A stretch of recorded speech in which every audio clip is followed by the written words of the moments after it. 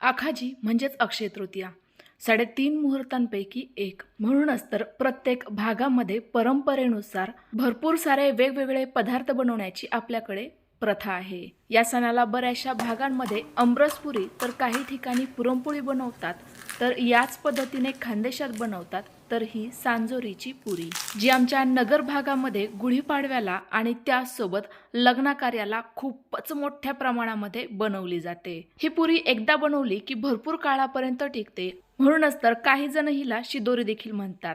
या पुरीचं विशेष महत्त्व म्हणजे यामध्ये रव्याचा सांजरा असतो, जो अगदी अचूक होणं गरजेचं असतं.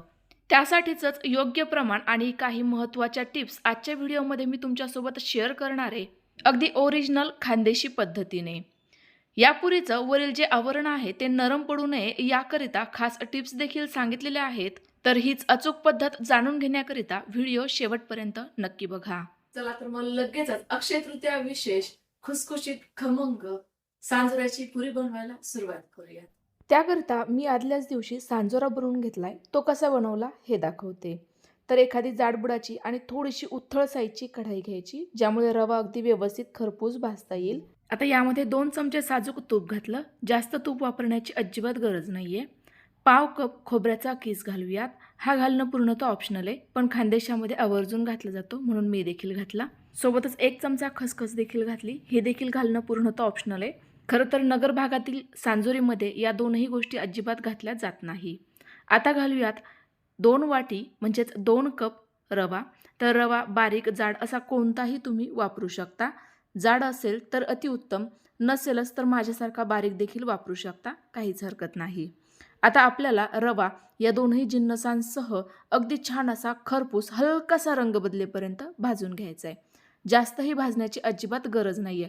फक्त हलकासा भाजल्यासारखा सुगंध आला की समजायचं हा व्यवस्थित तयार झालाय. लगेच एखाद्या भांड्यामध्ये काढून घेऊ. शक्यतो खोलगट भांडं वापरा, जेणेकरून आपला रवा अगदी व्यवस्थित भिजवता येईल. आता पुन्हा एकदा सेम कढाई गॅसवर ठेवली. आता आपण गूळ विरघळून घेऊयात. तर मला ही सांजोरी व्यवस्थित गोडच आवडते. अति प्रमाणात गोड नाही, पण गोड बऱ्यापैकी आवडते. त्यामुळे मी 2 कप या ठिकाणी बारीक किसलेला गूळ वापरला आणि सेमच कपाने अर्धा कप पाणी घातलं. तर लक्षात घ्या, महत्त्वाची टिप्स, आपल्याला या ठिकाणी गूळ हा फक्त आणि फक्त विरघळून घ्यायचा आहे. अजिबात या ठिकाणी पाक बनवायचा नाहीये. त्यामुळे गॅसची फ्लेम एकदम कमी ठेवा आणि सतत हे ढवळत राहा. जरा वेळातच गूळ बघा पूर्णतः विरघळलाय. आता हे पूर्णतः थंड करून घेऊयात आणि थंड झाल्यानंतरच हे गुळाचं पाणी रव्यामध्ये लगेच ओतूयात. आपली या ठिकाणी महत्त्वाची दुसरी टिप्स म्हणजे दोनही पदार्थ म्हणजेच गुळाचं पाणी आणि सोबतच रवा थंडच असावा. जर गरम वापरला तर एकतर सध्याला खूपच उष्णता आहे आणि त्यात जर हे दोनही जिन्नस गरम असेल तर रवा शिजल्यासारखं होईल आणि यामुळे सांजुरा देखील चिकटसर तयार होईल. पुऱ्या लाटताना फाटू शकतात, नरम पडू शकता आणि सोबतच हा सांजुरा जास्त काळापर्यंत टिकणार देखील नाही. त्यामुळे ही टिप्स नक्की वापरा. आता तुम्हाला हे मिश्रण जरी पातळ दिसत असलं तरीही भिजल्यानंतर व्यवस्थित तयार होईल. तर हा सांजोरा आपल्याला रात्रभर किंवा कमीत कमी 8 तासांकरिता व्यवस्थित भिजवून घ्यायचा आहे. त्याच वेळेला असा मोकळा सुटसुटीत सांजोरा तयार होतो. तर मध्ये अधे ना 1-2 वेळेला हे व्यवस्थित हलवून देत राहा, मिक्स करून देत राहा, जेणेकरून रव्याच्या यामध्ये अजिबात गाठी तयार होणार नाही आणि सांजोरा अगदी मस्त असा मोकळा सुटसुटीत राहील. तर हा सांजोरा हातात घेऊन दाखवला बघा, अजिबात हाताला एकही कण चिकटला नाही, इतपत हा व्यवस्थित तयार व्हायला हवा. आता आपण या पुऱ्यांची टेस्ट जास्त वाढवण्याकरिता यामध्ये थोडीशी इलायची, सुंठ आणि त्यासोबत जायफळ पूड घालूयात. तर 3 इलायची, चिमूटभर जायफळ, तुमच्याकडे असेल तर पाव चमचा सुंठ पावडर आणि याच सोबत 1 चमचा बडीशोप घालूयात. बडीशोप आवर्जून वापरा, यामुळे पुऱ्यांना टेस्ट अप्रतिम येईल. घेतलेली संपूर्ण जिन्नस छान अशी पावडर स्वरूपात कुटून घेऊयात. शक्य तेवढी बारीकच कुटा, यामुळे यांचा फ्लेवर या सांजोरीमध्ये अतिशय उत्तम येईल. तयार झालेली ही पूड देखील लगेचच सांजोरीच्या या मिश्रणातच घातली. पुन्हा एकदा हे व्यवस्थित मिक्स करून घेऊयात. आता तुम्ही म्हणाल, तू गुळाच्या पाकामध्येच हे टाकायला हवं होतं. तर तसं जर केलं असतं ना, तर याचा जो सुगंध आहे तो पूर्णतः निघून गेला असता. तयार झालेलं सारण जरा वेळ साईडला ठेवून देऊ आणि लगेचच कणिक भिजवायला घेऊ. तर आजची ही सांजोरी मी मैद्याची बनवते, पण या अगोदरच्या 2 वर्ष मी सलग तुमच्यासोबत गव्हाच्या पिठाची सांजोरी शेअर केली आहे, तर ती देखील तुम्ही बघू शकता. 2 कप मैदा, त्याकरिता अर्धा कप बारीक रवा, चवीनुसार मीठ आणि 2 चमचे कडकडीत गरम तेलाचं मोहन घ्यायचंय. तेलाचं मोहन घातल्यामुळे आपल्या पुरीचं आवरण छान असं खस्ता म्हणजेच खुसखुशीत तयार होतं. जर तुम्हाला या ठिकाणी मैदा वापरायचा नसेल तर सेम पद्धतीने सेम प्रमाणात 2 कप गव्हाचं पीठ घ्या, थोडासा रवा घ्या आणि सेम पद्धतीने मोहन घाला. संपूर्ण जिन्नस पहिले व्यवस्थित मिक्स करून घेऊ. आता यामध्ये थोडं थोडं करत पाणी घालूयात आणि छान अशी घट्टसर कणिक भिजवून घेऊयात. जेवढी तुमची कणिक घट्टसर आणि व्यवस्थित मऊसूत असेल ना, तेवढं या सांजोरीचं आवरण छान असं खस्ता खुसखुशीत तयार होईल आणि सोबत मेन म्हणजे ते अजिबात तेल देखील पिणार नाही. तर बघा अशा पद्धतीने आपलं कणिक भिजवून तयार झालं. हे भिजण्याकरिता 10 मिनिटे झाकून साईडला ठेवू, जेणेकरून यातील जो बारीक रवा आहे ना तो व्यवस्थित फुलेल. 10 मिनिटे झाली आहेत. आपलं कणिक व्यवस्थित भिजले. लगेचच याच्या पुऱ्या बनवायला घेऊयात. तर कणिक आपण छान अशी घट्टसर भिजवलेली असल्यामुळे पुन्हा एकदा हे मी मळून घेते, जेणेकरून आपली कणिक मऊसूत होईल. आता याचे अगदी छोटे छोटेसे पेढ्या एवढे उंडे तयार करून घ्यायचे. तर आज मी पुऱ्या लाटण्याच्या 2 पद्धती तुमच्यासोबत शेअर करणार आहे. एक खानदेशी आणि दुसरी आमची नगर पद्धतीची. तर पहिले खानदेशी बघूयात, कारण आपण सारण खानदेशी पद्धतीनेच तयार केलंय. तर सुरुवातीला एक लाटी घ्यायची, ती आपली पुरीप्रमाणे सेम एकसारखी आणि गोल लाटून घ्यायची. ही पारी लाटताना जर पोळपाटाला लाटण्याला चिकटत असेल तर थोड्याफार कोरड्या पिठाचा किंवा मैद्याचा वापर करू शकता. आणि आणखी एक टिप्स म्हणजे पारी शक्य तेवढी पातळ लाटायची. यामुळे आपली जी पुरी आहे ना ती खूप छान अशी खुसखुशीत तयार होते, नरम पडत नाही. सेम पद्धतीने आणि सेम साईजचीच आणखी एक पारी लाटून घेऊ. तयार होणाऱ्या सांजोऱ्याच्या पुऱ्या भरपूर काळापर्यंत टिकता आणि म्हणूनच कदाचित पूर्वीच्या काळी लग्न कार्याच्या वेळेला या सांजोऱ्याच्या पुऱ्या बनवण्याची प्रथा असेल. आमच्याकडे या पुऱ्या नवरीसोबत शिदोरी म्हणून दिल्या जातात. आता एका पारीवर अशा पद्धतीने आपल्याला सारण भरून घ्यायचं आहे. हे सारण ना जास्त पुरीच्या कडेला जाऊ द्यायचं नाही, मधोमध ठेवायचं आणि हाताने नंतर व्यवस्थित असं एकसारखं पसरवून द्यायचं आणि कडेला जाणार नाही याची काळजी घ्यायची. कारण जर हे सारण कडेला गेलं तर आपली पुरी व्यवस्थित चिकटणार नाही, तिथून सारण बाहेर येऊ शकतं. त्यामुळे आता एखाद्या छोट्याशा वाटीमध्ये पाणी किंवा दूध घ्यायचं. हे पाणी बोटाच्या मदतीने या पद्धतीने पुरीच्या कडेला लावून घ्यायचं.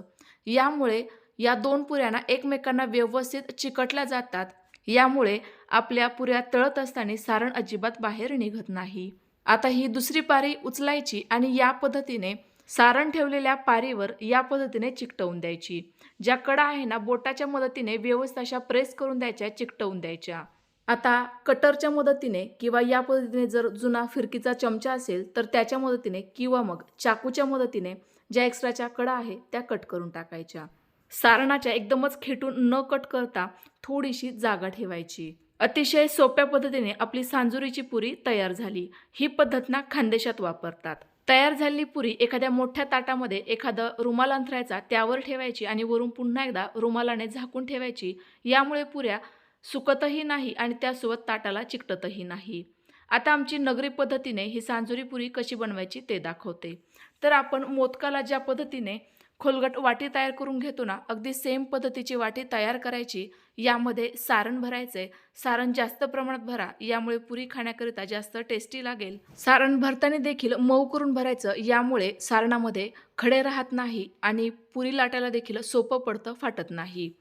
आता सारण व्यवस्थित असं प्रेस करून करून या लाटीमध्ये भरायचं. कडेची जी साईड आहे म्हणजेच पीठ आहे ते वरती उचलायचं आणि आपण ज्या पद्धतीने पुरणपोळीचा उंडा भरतो ना, अगदी सेम पद्धतीने हा देखील उंडा भरून घ्यायचा. आता जे वर आलेलं कणकेचं पीठ आहे ना ते एकमेकांना व्यवस्थित चिकटवून द्यायचं, जेणेकरून सारण बाहेर निघणार नाही. तयार झालेला उंडा थोड्याशा कोरड्या मैद्यामध्ये घोळून घेतला. आता एकसारखी दोनही साईडने अलटपलट करून ही पुरी लाटून घेते. तर या ठिकाणी पुरी जास्तच पातळही लाटायची नाही किंवा जास्तच जाडही ठेवायची नाही, मध्यम साईजची किंवा मध्यम जाडीची असावी. तर बघा एकाच वेळेला मी संपूर्ण पुऱ्या तयार करून घेतलेल्या आहेत. आता या लगेचच तळून घेऊयात. त्यासाठी तेल मी अगोदरच मध्यम गरम होण्याकरिता ठेवलेलं होतं. तेल व्यवस्थित तापलेलं आहे. लगेच यामध्ये पुरी सोडूयात. पुरी सोडल्यानंतर गॅसची फ्लेम देखील मध्यमच करायची आणि पुरी जोपर्यंत स्वतःहून तेलावर तरंगायला लागत नाही तोपर्यंत वाट बघायची. तर बघा आता आपली ही पुरी तेलावर तरंगायला लागली. यावेळेला झाऱ्याने यावर थोडंसं तेल लोटायचं. कारण 2 पाऱ्यांची मिळून आपण ही पुरी तयार केली आहे. जर हिला अगोदरच झारा लावला असता तर ती फुटली असती आणि कदाचित सारण देखील बाहेर आलं असतं. त्यामुळे मी सांगितली ही टिप्स नक्की वापरा. आता थोडं-थोडं करत तेल यावर टाकलं. पुरी बघा व्यवस्थित थोडीशी भाजल्यासारखी म्हणजे तळल्यासारखी दिसतीये. आता ही आपण पलटवून दुसऱ्या साईडने देखील तळून घेऊ. मस्त अशी गुबगुबीत फुलणारी, खुसखुशीत, खमंग आपली सांजोरीची पुरी तयार होते. छान असा बदामीसर रंग येईपर्यंत ही तळून घ्यायची. तर अजिबात तेलकट न होणाऱ्या, गुबगुबीत फुलणाऱ्या, खमंग खुसखुशीत पुऱ्या तुम्ही देखील नक्की ट्राय करून बघा. आपली एकूण एक पुरी मस्त अशी टम्म गुबगुबीत फुलतीये, छान अशी खुसखुशीत तयार होतीये. तर ही उंडा भरून जी तयार केली पुरी होती ना, ती देखील तळून दाखवते. बघा तेलात गेल्यानंतर अजिबात फुटत नाही. उलट खूप मस्त अशी टम्म फुलते, गुबगुबीत, खमंग आणि खुसखुशीत. तर तुम्हाला या 2 पद्धतींपैकी कोणती पद्धत जास्त आवडली आणि याचसोबत तुम्ही या अगोदर कधी सांजोऱ्याच्या पुऱ्या खाल्ल्याय का किंवा कधी बनवल्याय का? कमेंट्स करून नक्की कळवा. तुम्ही कोणत्या भागातून हा व्हिडिओ बघताय हे देखील आवर्जून कळवा. तुम्हाला माझ्या या रेसिपीज आवडत असतील तर व्हिडिओला नक्की लाईक करा, जास्तीत जास्त शेअर करा आणि अशाच नवनवीन रेसिपीज पाहण्याकरिता आपल्या खाद्यप्रेमी चॅनलला नक्की सबस्क्राईब करा. तर संपूर्ण पुऱ्या माझ्या तळून तयार झालेल्या आहेत. या तयार झालेल्या पुऱ्या थंड झाल्यानंतर एखाद्या डब्यामध्ये तुम्ही भरून स्टोअर करू शकता. हव्या तेव्हा खाऊ शकता, प्रवासात देखील नेऊ शकता. मुलांच्या टिफिनकरिता देखील अतिशय उत्तम, पौष्टिक आणि दमदमीत असा नाश्ता आहे. आता यातील एक पुरी मी तुम्हाला फोडून दाखवते बघा. काय मस्त अशी खुसखुशीत तयार झाली आहे. सारण देखील अगदी कडेपर्यंत पसरलंय. भरपूर सारण भरून देखील पुऱ्या अजिबात फाटलेल्या नाही आहेत किंवा नरमही पडलेल्या नाही आहेत. तर तुम्हाला ही रेसिपी कशी वाटली कमेंट्स करून नक्की कळवा. पुन्हा एकदा भेटूयात तुमच्याच आवडत्या छानशा नवीन रेसिपीसोबत. तोपर्यंत बाय बाय.